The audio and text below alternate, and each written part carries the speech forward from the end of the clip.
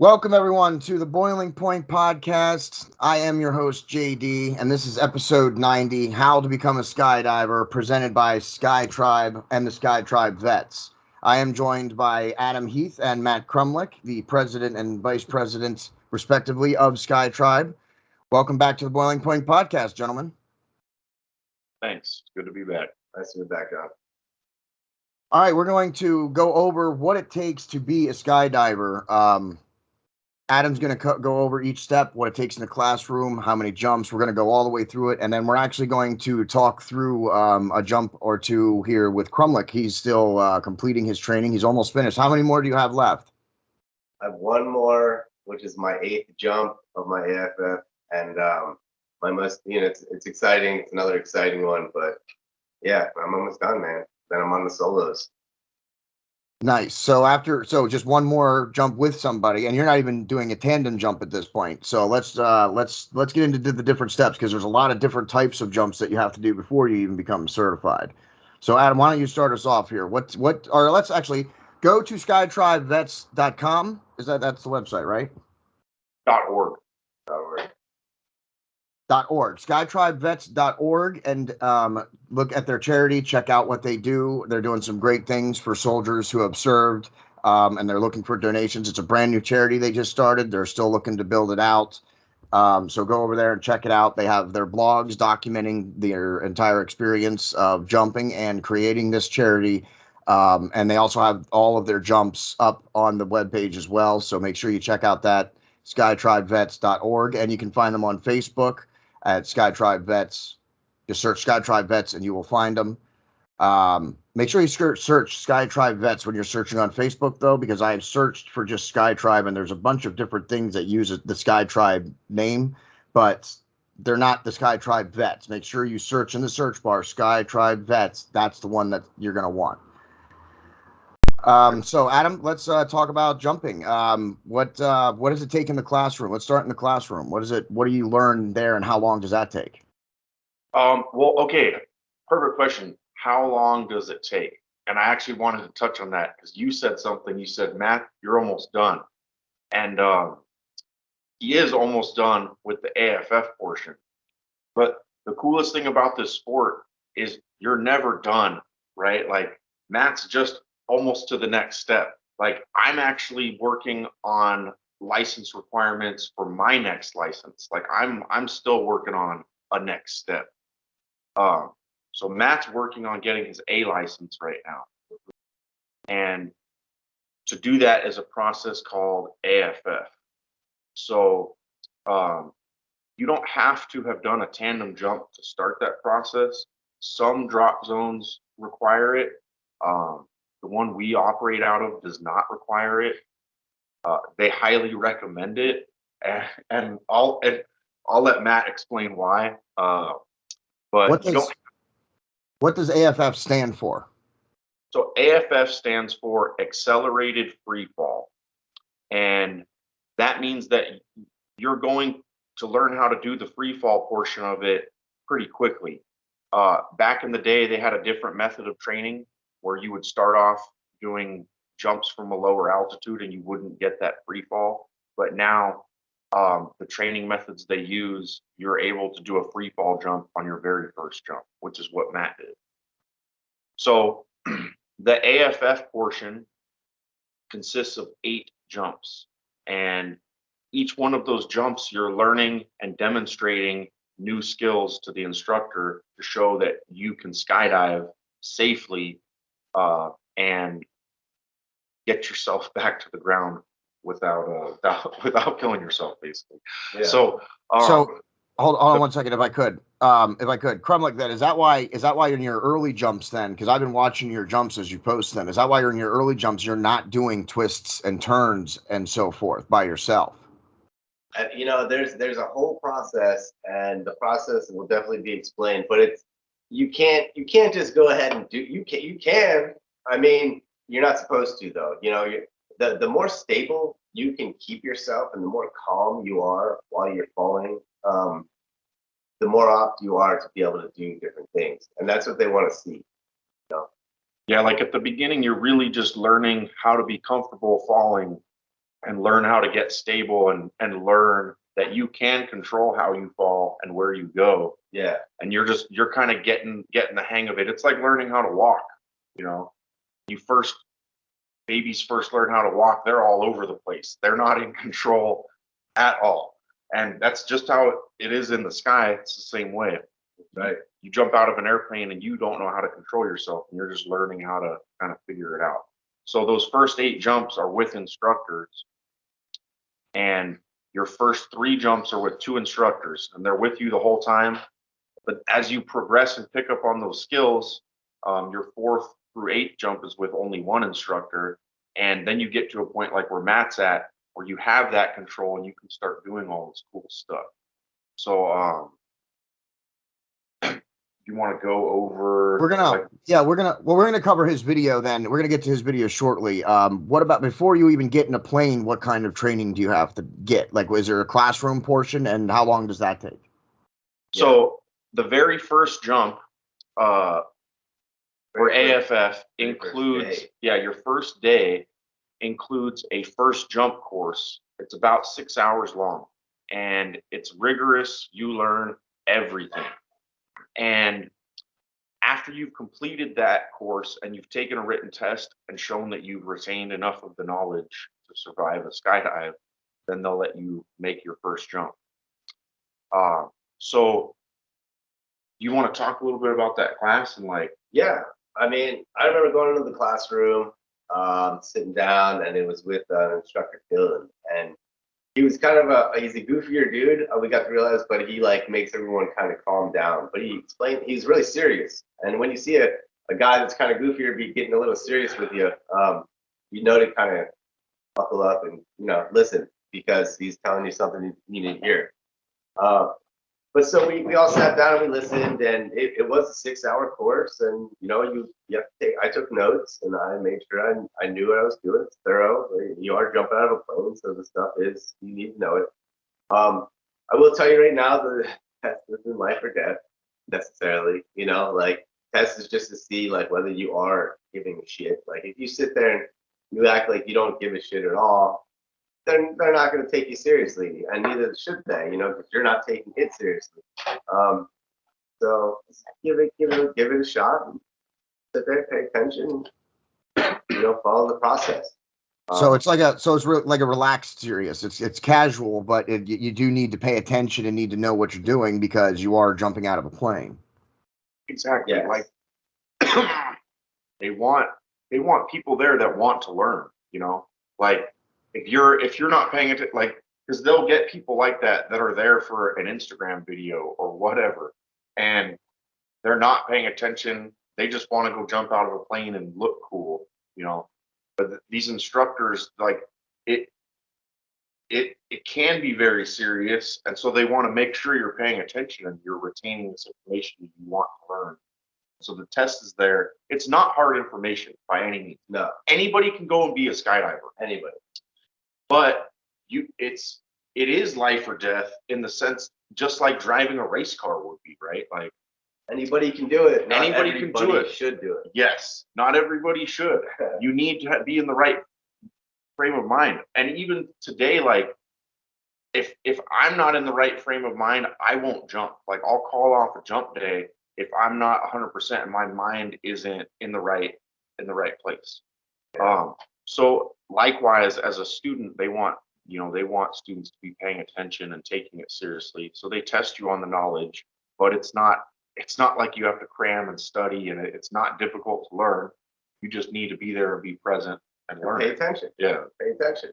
I mean, simple. Yeah. Now, so after the classroom, that's when you begin the AFF. Yep. Yeah, and then so after that class, it's our class, right? And then your anticipation builds because you might be able to jump at the end of that day.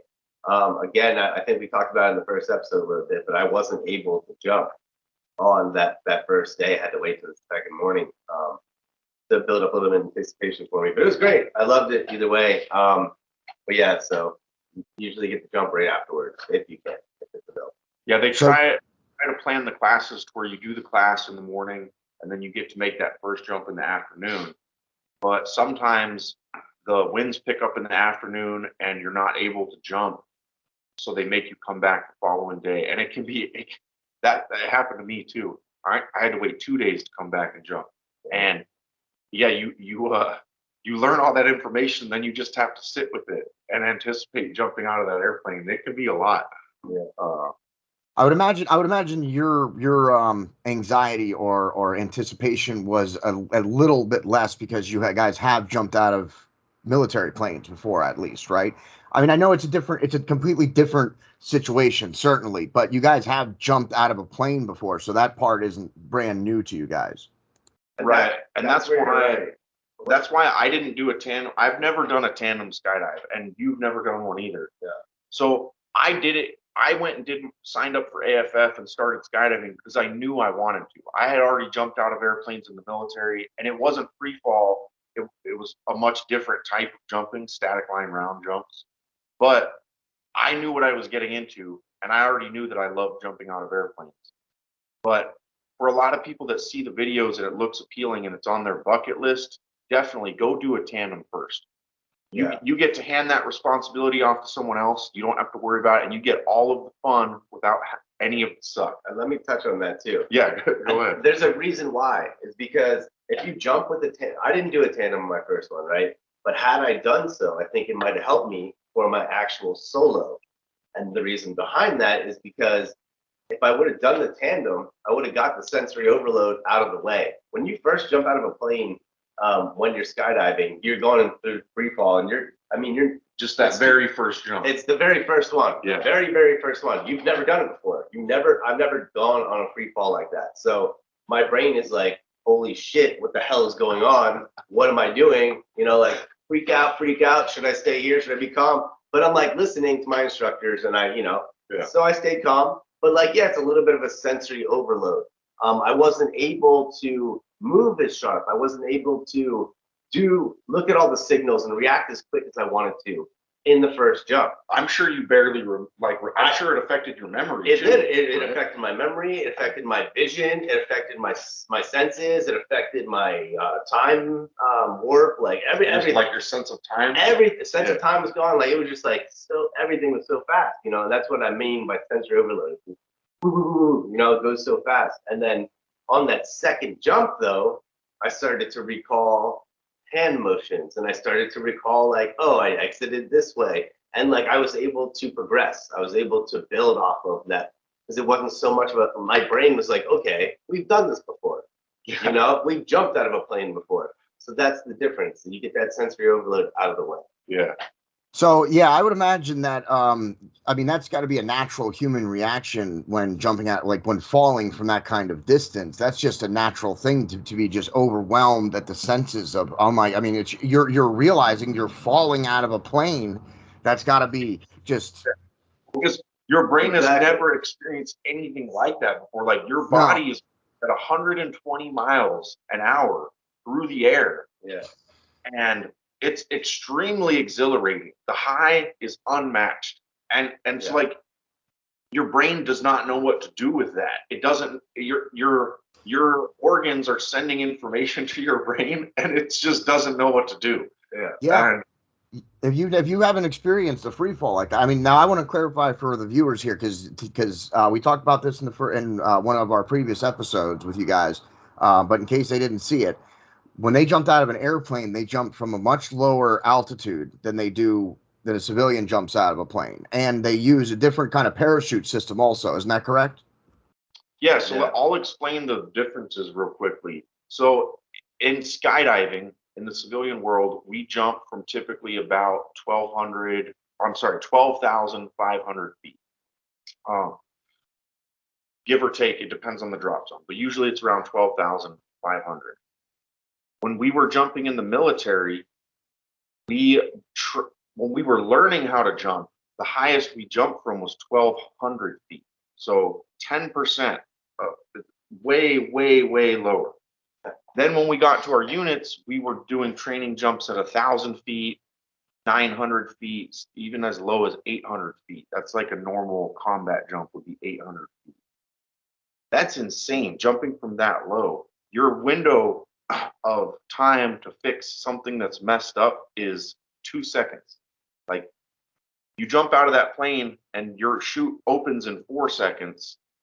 If it doesn't, you have about 2 more seconds to fix it and pull your reserve, or you're gonna hit the ground. You're that close. It's crazy. Yeah. So Do you guys in the military, do you have to pull your chutes? Is it a pull chute, or is it something that, like, as soon as you jump out, like 2 seconds later, it just deploys? static line, what that means is it's a line that's statically attached to the airplane. You hook it up before you leave, and when you jump out, that line stays with the airplane and it pulls your chute out of the bag. And Now is that now I'm a big World War II buff. I'm specials, movies, everything about World War II. I'm a big student of it. So is that similar to the way paratroop? Is it the exact same or similar? exactly Exactly the same. So what you see in the episodes in the Band of Brothers, like when you watch Band of Brothers and you watch them jumping out and the parachutes are all lined up on the plane like that, and then you see them drop off and go with the divers, that's accurate. The That's what basic you guys are still doing. Yeah, the basic design of the parachute is the same. Everything is the same except for the aircraft. The aircrafts have been updated and minor changes in the canopy design, but like the basic style, the round canopy, and you see the guys jumping out with their chin tucked down and their feet and knees together. It's exactly the same. Jump school, like how they showed it in Band of Brothers, is almost exactly the same. You have 3 weeks where that you run nonstop on the ground. You jump from these stupid swing trainers into gravel pits, and it just sucks. Jumping in the military sucks. Skydiving is like, it's all the fun parts without the crappy parts. Yeah. And then extra fun parts on top of it. It's great. Yeah. All right, we are going to take just the briefest of intermissions. So we will be right back in just a second.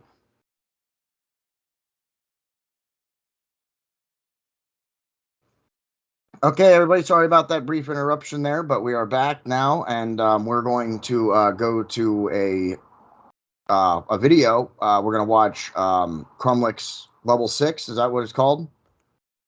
Yeah. So this is AFF level 6. All right, so we're gonna watch this now. I'm going to be adding the video for all of you viewers in post-production. Me and Crumlich are going to be watching from our own respective places, so we're going to try and time this to hit the play button. Are you right at the beginning then? Go ahead and count it in, I guess. All right, we're gonna count it in, and then we're gonna hit play on the video, and I will have it up for all of you to see as well. Okay, so 3, 2, 1, play.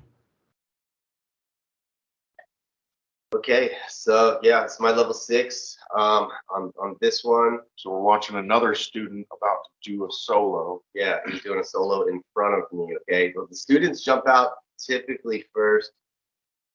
All right, so So now here I'm doing spotting. Okay, I'm checking to see if the door is clear, the plane is level, and yeah, the drop zone is beneath me. So I get in the door. It's my first unassisted exit. I do a 1, 2, 3. I do an extra count on this one. It's a little goofy. I wasn't too proud of this exit actually. but still, that was a solid exit. You remain stable. Look at how in control you are. Yeah. And you started doing your turns without waiting for the instructor to get there, which is perfect. So I'm Now, gonna pause this real quick, Josh. Oh yeah, what was that hand motion there that he just did? Yeah, so that hand motion that she threw up. This is, first of all, I'm gonna explain. My instructor's name was Sarah. Okay, it was a female, and she's really, really good. She actually is really intimidating. She was my very first instructor when I jumped out. I had 2 girls, and these girls are amazing. I don't know how many jumps she has, probably over a couple thousand. But either way, so the signals that she threw up was this, okay, and she was telling me to go like this, okay. And what that means is she wanted me, if you look at my legs at the point in the video when she gives a signal, my legs were a little bit wide, okay? So since they were a little bit wide, she wants me to get a little bit stable by bringing my legs in closer. That's all she's telling me to do, okay? Now, just like Adam said, when I jumped out unassisted, I got stable right away, which means I got in a good arc, okay? So it was going down like this in a good arc, okay? Waiting for her to come near me? No, I didn't do that. I started to do small turns. Okay? So we'll explain on the dive flow on this particular jump. Yeah. So on all of these AFF jumps, you have what's called a dive flow, which is you plan what you're going to do on the jump. Yeah. So on this one, they planned the exit that they did is called a float exit. So Matt does a float exit and the instructor dives out after him. And the plan is he's going to practice doing his turns and show his heading control. So to demonstrate that, he's going to show 360-degree turns and stop facing the instructor and maintain that heading control, and then do a turn the opposite way and stop facing the instructor and show that he can turn and stop when he needs to. Okay, So, I did. If I'd have known that ahead of time, we could have talked about the jump then before we actually went to the video. Yeah, I didn't know that you guys actually like planned it out like that. That's interesting. So each one on this specific one, that's the point of the jump. So what Matt's talking about is he starts doing that. He doesn't wait for the instructor to get there. He goes along with the dive flow of what they plan to do and is demonstrating this stuff. And you'll see the instructor fly up while he starts to do it. Hold on. Before you start, John, where are you at on time? I'm at 51. Put a 51 Okay. or together, and then hit. Well, let me take us to 51. Now, did you see while you guys are getting to the same spot here? Did you see the hand motion from the instructor? If you look, you can see me. I'm looking directly at her eyes. At this point in time, level 6 jump, I'm responding to every single hand motion. My sensors are all there. All of my sensors are there. Excuse me. This is ridiculous. You know what I mean? But yeah, so I'm there. I'm like, I'm awake. You know, I can actually notice things when she's giving me signals. I'm able to respond. I'm not like super slow. My brain's not dead. I'm responding faster now. It's not like it was with the sensory overload as it was in the first. And so, like, yeah, what to kind of tag along on what Matt's saying. If you go back and look at some of his earlier videos, they're throwing hand signals in front of him, and they're throwing them so fast he can't really do it all. It was so much. I just was like, oh, they're like this. They're like, yeah, like it looks like they're speaking sign language because they're doing them so fast. And I'm like this. Yeah. I'm like, but like my head sideways. Now at this point, he's at a point where he's in control enough where they're just making little minor adjustments. She goes like this because his legs are a little too wide. She goes like this, and you see in the video he brings his legs in right away. Yeah, and so it's cool because he's learning how to make those changes and apply what he's learning mid jump. And so and that's why I said go to skytribevets.org and check out. They have all the jumps up there, and you can really see if you watch all of them, you can really see the evolution of how comfortable you become in the sky. The more you jump, as the jumps go on, you get more and more comfortable. So, and that's visible. That you can clearly see that. If you're ready, we play and watch the rest of this. All right, let's do the last couple seconds here. 3, 2, 1, play. All right, there you made your turn back around. She gives you the thumbs up then. And then is that hand motion to tell you to turn the other way? Yeah. And then she told him to relax. Relax and turn again. Yep. Okay. Perfectly. And look, you can see how comfortable he is. He's got this fat, huge, cheesy grin on his face the whole time. I was smiling the entire time because she was smiling at me. So it makes me feel comfortable. So I'm looking at her with this big smile on her face. So I'm like, so what? Why did she grab a hold of you then? Oh, at the very end of the video, okay. She does that at about 1:11 in the video. Yeah. So at the very end of the video, I'll also re-show that again for everybody. So I'll get that up again for everybody. But yeah, talk about that then at 1:11. What is that then? What happened was I was completing the very end of my turn. Okay, and when I started completing my turn, we hit a little bit of turbulence, so I started to get a little rocky, and I didn't finish the turn. At this, like it was a little. And also, at your level, they still want to be there when you're pulling. So she flies, she takes a position right next to your main handle, and she's just kind of holding on because you're getting close to the end, right? Yeah. Yeah. And I'm about to signal, okay, and then pull myself, right? Yeah. And then so she was just making sure that she was close to let me know that I was. Just go be comfortable, relax. And so she does that. She does that relax signal. and I relax again, fall back into an arch, and then at that time, I wave off and then pull. But she's there to let me know, like, hey, everything's okay, you're stable, Yeah. don't freak out, kind of thing, you know? Because she was just, yeah. Okay, so it's because you guys had a little bit of a turbulence. Is that what you said there? Like a little bit, it got to be a little bit rough.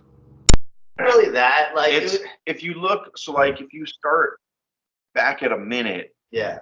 so max the dive flow is basically, so what they do is you plan, okay, we're going to do this, and then at a certain altitude you plan ahead of time, okay, at this altitude we're going to stop what we're doing and we're going to get ready to pull. So all that was happening there is Matt was ending his turn around the same time that she was flying around to his side to get ready for pull time, and she's just signaling to Matt, like, relax, like, chill out, we're getting ready to pull. Yeah. So like at a minute he's still she sends him around to do another turn, and he does it, and then he stops, and then she flies over to his side, and he looks at her, and she just tells him to relax. Okay, she's ready, and she shows him altimeter, and he does his wave and pull. She's like, so she didn't even tell me to pull. Oh, she was just, so that hand signal she gave right at the end where she puts her hand like this, that's called a circle of awareness. So she just wants him to look at the horizon, look at his altitude, and be aware of what's going on. So at all times, I have a watch called an altimeter on my wrist that tells me what elevation I am. So when I'm flying through the air, I know, like, okay, 9,000 feet. Yeah. 7,000 feet. Yeah. 6,000 feet. Okay, 5, time to lock on. 5, I'm gonna wave and pull, you know, Yeah. or 5, I'm gonna wave and pull. So it's very important that you have an altimeter clearly that works well. But yeah, so that was his level 6 jump, and so yeah, he passed that one with flying colors. The whole dive flow was just to make sure he could turn and stop and stay, you know, where he wanted to, and he did that perfect. And again, what made me was it was that same female that was my first instructor. So she saw my progression, and she was very happy with how well I ended that jump. In fact, she went above and beyond and signed even more things off towards my A license in the back of the book, which is cool, which made me feel good. Yeah. Now I want to ask you, there's something you were talking about. She signals you to turn back around to do another turn then, okay? And then you don't come all the way back around. Is that why? Is that part of the reason that she comes over to, because that on your turn, you guys said that she was going to then position so that, and then you guys were going to come to look face to face again, but you didn't make it all the way back around. So is that why she grabbed a hold of you and like repositioned herself as well? Have gotten into that position anyways at the end of the jump. What it is you plan a certain altitude that when you get to that altitude, you stop doing maneuvers, and you get ready to pull. So it got to that altitude. He was in the middle of that turn when he got to that altitude, so he stopped doing what he was doing just like he was supposed to, and waited for her. And she flew where she was supposed to, and so you saw him look over at her, and she gave him this signal to just relax. So he said okay, and then he looked at his altitude when she gave him the circle of awareness thing. They're coming up on pull time, so he gets ready, and then he waves off and does his pull. Yeah. So like, it's cool. It's like textbook, you know, AFF. That's what AFF 7 should look like. Now, had I been spinning, okay, she would have out of control. She would have not let me go. Yeah. She would have not let me pull. She might have pulled for me. In fact, that's why she was where she was. Okay. Now, she wanted to let go and see if I got stable, and then I did, and then pull, and that's what she wanted to see. Now, had I started spinning, she would have grabbed me again and maybe pulled for me or had me pull while she was holding on, or whatever, you know. Okay, so let me just clarify then. On your turn, the reason you stopped the turn, it wasn't because you had turbulence or couldn't turn all the way back around. It was because you reached the altitude that you needed to stop doing your maneuvers and prepare to begin to pull. Though, like, because so I started to feel hit some choppy air, and so it looked like you took that turn a little bit slower, because of the choppy air.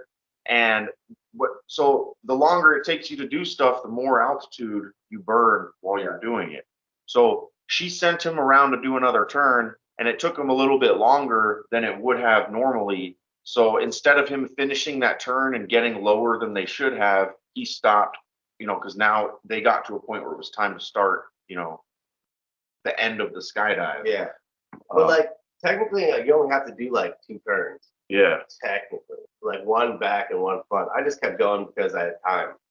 Yeah. All right. Yeah, and when we're going to look at your level 7 here in a few minutes, and you're going to see, I mean, that was his level 6 that we just watched, and wait till you see what he's doing in the level 7. It's quite a change.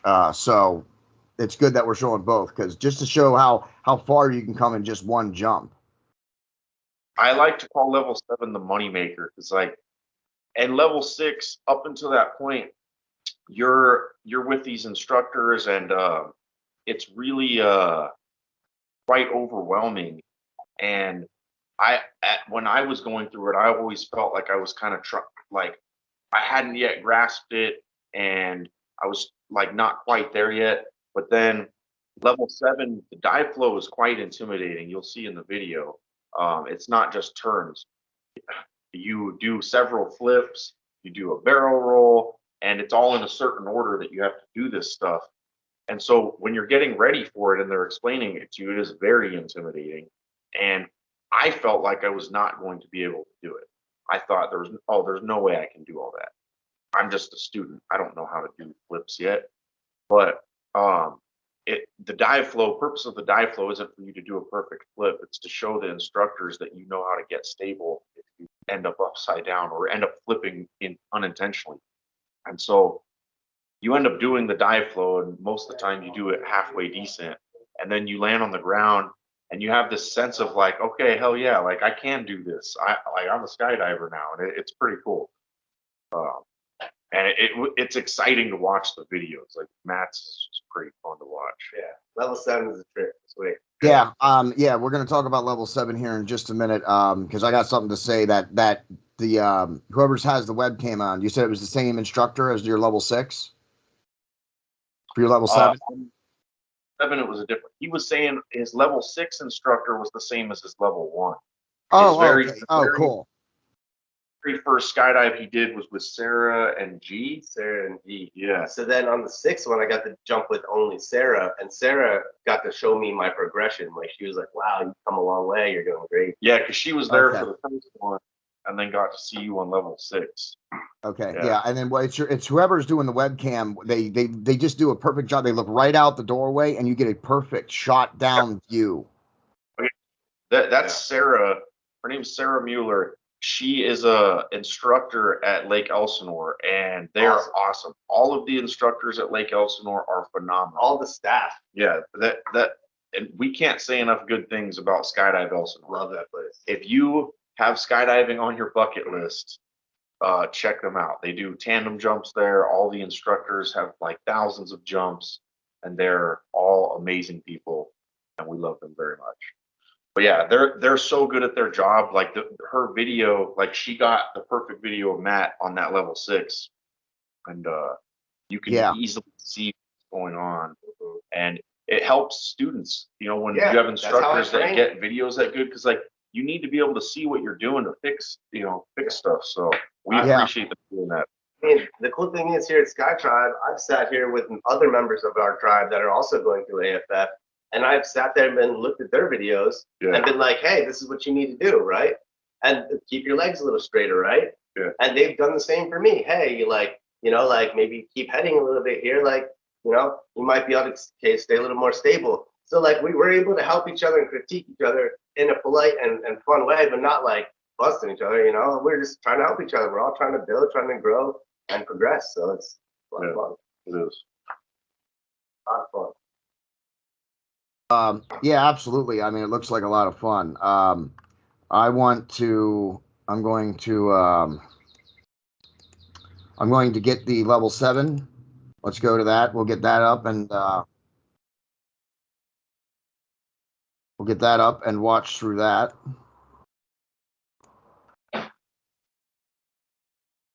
All right. Let me know when you guys are ready with that video. Pull that up real quick. And we'll get it up for all the people so we can watch through this. This is This is gonna be Matt's level 7 jump now. This is one jump after the one that we just watched. And you're gonna see an amazing difference. And your instructor on this one also gives us a great shot. As soon as they stick their head out, it's gonna be at brief explanation of the video. So for level 7, what students are expected to do is called a cannonball exit, and it's exactly how it sounds. You do a cannonball into a pool, you do a cannonball out of a plane, and do a couple flips. Then after you flip for a couple seconds, they want you to level out on your belly, and then get stable, check your altitude, and then do a backflip. Then same thing, get stable and check your altitude, and then do a barrel roll, and then get stable and check your altitude, and then you do for the first time what's called turning and tracking away. When you jump in a group, at the end of the skydive, you have to separate from everybody else before you pull your parachutes. You have to turn around and move away from everyone else. So, well, yeah. My very first time, so I do not do it very well. But that's the best thing about the sport learning, is right? everybody sucks at the beginning. So everybody sucks.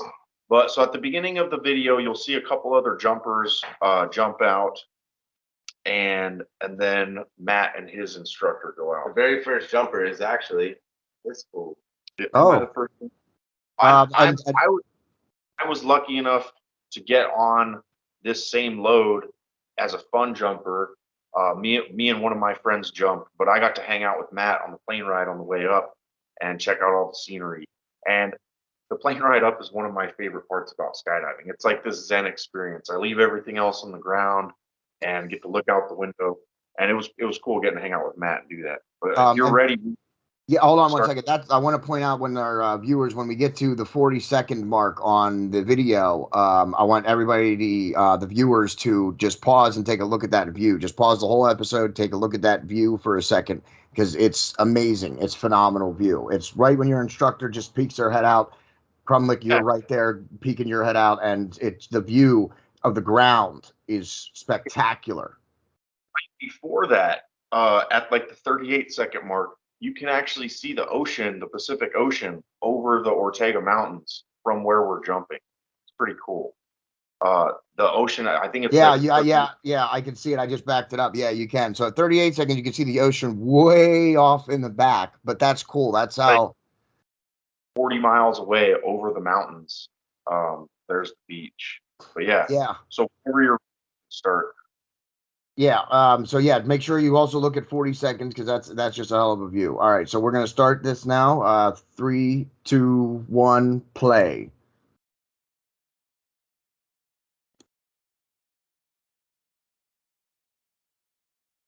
Oh yeah. So that's me right in front of the camera. And so what was that little grab motion he did right at the beginning? Just wanted me to check my glasses to get them really fogged up.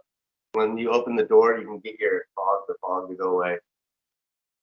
He's telling me to breathe right here. I'm taking some deep breaths because I'm quite nervous. Which is normal. Everyone should be nervous jumping out of an airplane. And I'm about to do a cannonball, so yeah. Dude, there's the first the time ocean. I saw this video right here, right there, that shot right there. Look right here. Ready? I'm like, oh shit, send it. Oh, he's talking. Thank you. Hey, we lost your audio, dude. You're muted. You're muted. Yeah, you're right. I was muted for a second because I don't want to cut you guys off. But yeah, the view and stuff. Like, I got sick. I had to pause the video the first time I watched it. Hey, let's go back. I want to start it back at like. Here, I'm starting it back at like 20 seconds. 20 seconds. All right. Yeah. So all right, let's go. You guys ready? Oh wait. Hold on. I thought I already. Okay. Oh, sorry. That's my bad. We're having a little technical problems. This is the first time we're attempting to add videos to the Boiling Point podcast. That's what we've been doing. If you look over the last couple of episodes, and if you watch over the next couple, we've been attempting to add videos to talk about videos and stuff in our episodes. So This is a new thing that the Boiling Point podcast is doing. We're still working out some of the kinks. We have it worked out for local episodes, like when people can come here. But Crumlich and Heath are all the way in California, and we cannot meet up to be doing in person. So we have to do it remotely. So that's what we're working on here, the remote areas on how we're going to add videos and stuff. All right, you ready at 20 seconds? All right. Yes. Go, and 3, 2, 1, play. So we backed it up here. Go ahead. Yes. Crumlich and his instructor, they're just going over everything. We triple check gear. So they're just making last checks before they get in the door. And then spotting, make sure it's clear. Yep. And then here's that cannonball exit we're talking about. It's a lot of fun. Yeah, and see, he bellies out. He stays nice and stable right away, and the instructor flies up to him. At one point, I was waiting for him because I didn't know where he was, but he was directly behind me. Then he flies up to me, and then I tried to turn to him. So we almost missed each other. And then I was trying to do the flip, and I was a little nervous. I was like, I don't know, right? And then I was like, all right, send it. So he does it, and dude, not bad. Made it all the way back around, and then that barrel roll was a little wonky, but you pulled it back stable. Yeah. And look, you level out, and you get good. Perfect. Right? Yeah. And then you do this funny turn and track thing. It doesn't go quite as planned, but you still had a nice, you waved off. Yeah. Hold. It was a good solid jump. A little wonky. Yeah. But overall, not bad. But I passed. Yeah. And I mean, doing flips and barrel rolls after turning slowly is what I'm saying here. I mean, that's the difference between 6 and 7 is in 6, you were just doing these small, slow turns. And then we go to number 7 and you're flipping in the air and shit. Also, Matt, before he jumped, we were talking about it and he was asking me, like, how do you do a backflip? And I was like explaining, I've done backflips on trampolines or like off cliffs into water and stuff like that. But I don't think you've ever done like a gainer off. I've never done a backflip. Yeah. So like, not only are you experienced, so like, why don't you just talk about what you mentally had to overcome to do a flip? Well, then the feeling you had on the ground must have been something amazing to have, like having conquered that, like doing a flip in the air. All right. So this is the whole thing I got from it. Okay. From level 6 to small turns, to 360-degree turns and stopping, to jumping out on cannonball, doing 360s and flips that I've never even done on a trampoline. Yeah. It just showed that I can get stable while things are hectic. All I got to do is breathe and arch, and I know that, like, even though the worst just happened, I can be fine. And that was the whole thing I got from it. And when I did hit the ground, I was like, holy shit, I've never even done a backflip before. So it was pretty cool, you know? I was like, I did it. I remember for me, that just opened up this huge door of possibilities in skydiving. Because I had seen all these videos of people doing these really cool things, and I always felt like, oh, I'm never going to get to the point where I'll be able to do that. But after you experience that level 7 jump where you do a flip and like, okay, I can do this, it's like, okay, well, maybe I should try this, and I could try this because, like you said, at the end of the day, like if it doesn't work, you know that you can relax and not be flipping uncontrollably through the sky. Yeah, it's a cool feeling. Get to be Superman. One last question here I wanted to ask before we get ready to wrap up is how, when you guys are flipping and you said it's just a matter of relaxing and arching your back to go back to just to be able to stop flipping, to slow yourself down or whatever. But how hard is that when you start flipping to make your body do that? It was honestly natural reaction.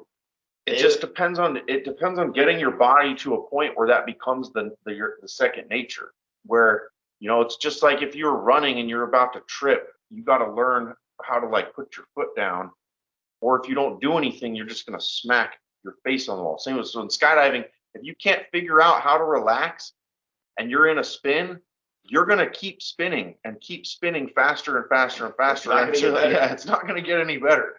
That's why there's instructors there, because when you don't know how to skydive yet, they'll come in and pull your chute for you if you're out of control like that. But it takes your body figuring out how to just relax and let your body fall. Yeah. you just got to take a deep breath. It's weird. You have to learn how to relax. How to that's breathe what it takes. while You you're got flying to through the air. learn how to take a deep breath. It sounds like the craziest. And when they used to tell me, like, when I first started skydiving, they're like, just gonna relax while you're flying through the air and just breathe. And I'm like, that's the dumbest thing I've ever heard. I'm jumping out of a plane, I'm flying through the air. I was like, how am I supposed to relax and breathe? And now that I've been doing it, that's exactly what you need to do. So like, it's just fun. It's kind of like it's like floating on water. Then I had a problem with this is totally not even the same thing, but just the way you said you felt it, like once you have to let yourself relax and then you're fine. And for me, I had a fear like of water. I didn't like swimming for a while and stuff. It wasn't until I was a senior in high school. Yeah, that's exactly what I'm about to say. Is when I the first thing they taught me was learn how to float on my back. That's the first thing they taught me when I learned, because I was so afraid to be in the water without like some kind of flotation device or something. It wasn't until I was a senior in high school that I actually learned how to legitimately swim. And yeah, the first thing they taught me was how to float on my back, because they said, listen, if you're in trouble or whatever, all you have to do is roll yourself over and and then you will rise, because I'm so buoyant. I have like this natural buoyancy anyway. So they said if I just relax and get on my back, I will just rise right to the surface. But that's hard to do. It's hard to just let go and relax. Hard. But at some point it clicked for you, and you figured out how to do it. And then once you figured that out, it just became something you were able to do second nature, right? Yeah. So yeah, absolutely. And also from that, then I was also able to learn how to then sit myself back up in like a straight up and down position in the water also. dude, that's awesome. So dude, that's exactly how learning how to skydive is. So like Matt, that position where you're floating on your back and having your chin up is almost exactly how you arch in skydiving. And you have to do the same thing and just relax and let your body do it. And it's hard. But like you said, once you were able to do that, they were able to teach you how to do these other things. So same within skydiving. Once you get that foundation and you learn how to do that, then you can start doing all these other cool things. And that's kind of where he's at right now, is he's starting to learn all the next things now that he can float. You know what I mean? Yeah, absolutely. And I remember even the first time I did it on my own, like when I was swimming, not like on my own, there were other people in the pool, but I was swimming myself. There wasn't other people watching me or looking at me, and I lost my balance. I leaned too far or did something and ended up going, falling over, and I rolled right onto my back, just arched and relaxed, and then I never even went underwater. I caught myself just from even going underwater. And then I was able to get myself sitting back up and turned around. Nobody even noticed. Nobody even noticed. I was like, okay, I'm okay. Yeah. That's exactly. So yeah. That's awesome. Yeah, it's awesome. Yeah, if it's anything like that, yeah, that was pretty cool. The way you explained it, that's exactly how it is. Like, dude, word for word, other than you replace swimming with skydiving, like it's pretty much the same thing. Yeah. Because it's anything like body having to learn to do something new that's so different from what it's used to. It takes a lot of work and practice, and it's fun to do. Yep, it absolutely does. Continue to go check out skytribevets.org. Consider donating. They're still putting all that. It's a new charity, so they're still getting funding together to continue to do what they're doing. And what they do is they take people returning from combat veterans, and they put together these parties with their squads and their platoons. They take them out camping, and then they also go skydiving. And it's very therapeutic, from what I understand. Just skydiving in general for returning veterans seems to have therapeutic value. And what you guys are doing, bringing platoons and groups of soldiers together again to do it, I think adds an extra level there to it. So make sure you check them out. They also have a storefront on their webpage, skytribevets.org. They also have a storefront attached to their website. Go pick up some gear and sport them out. It'll help get the word out there to other people. All it takes is someone asking you, hey, what Sky Tribes? What's that on your hat there? It says Sky Tribe. And then you get to tell someone else about it, and then it goes from there. That's how it goes. So pick up some gear, give them a donation. You can also check out our own storefront, the Boiling Point Podcast, on Bonfire, bonfire.com/store/the Boiling Point Podcast, all in lowercase. We're on Facebook, YouTube, Parler, and Rumble, so you can check us out anywhere there. And well, thanks for anything else. Thanks for joining, guys. I appreciate it. I'm glad you guys were able to take the time, and thanks for also being in the Memorial Day tribute video. This episode is likely getting posted after that, so that will be posted first. So thank you for also agreeing to do that. I appreciate that. They can't comment on it because I don't have the video put together yet, so we'll ask them about that next time.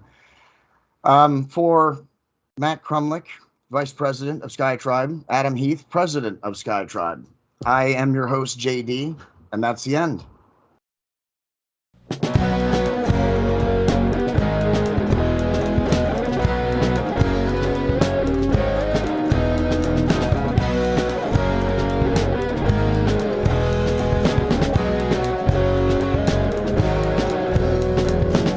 I'm not around, have you found? I'm always on you.